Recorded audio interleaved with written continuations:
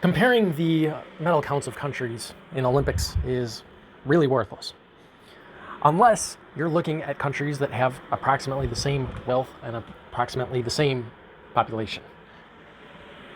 The reason that this is because countries with more wealth and more population, well, for instance, if they have more wealth, they have more ability to build infrastructure, and people, especially if it's wealth per capita, people are going to generally have better health care and stuff like that, better training and whatnot. And with population, well, obviously you have a much bigger player pool. So that really completely makes any medal counts illegitimate, except for like I say, the countries that are similar in those aspects.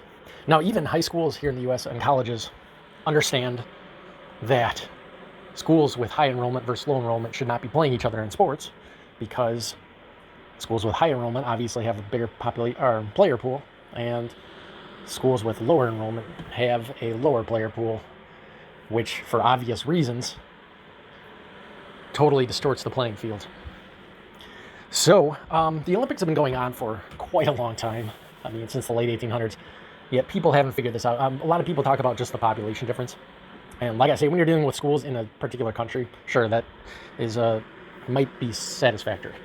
However, when you're talking about countries versus countries, it's not enough. You also have to consider wealth. Aside from interest in a sport, wealth and population are the biggest determining factors in sports results. So there should definitely be a different way to do this, obviously.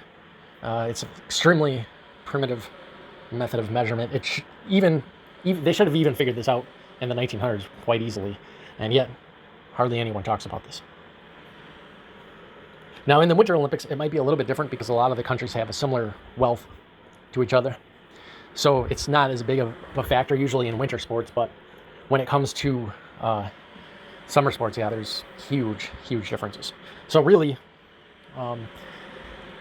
the population element is still very important in winter sports, which is why bigger countries tend to win more medals. If you take the averages of who wins the most compared to the least, usually it'll be countries with the most populations winning the most medals. Of course, there's outliers, and of course smaller countries can get more medals than bigger countries, but they're fighting an uphill battle.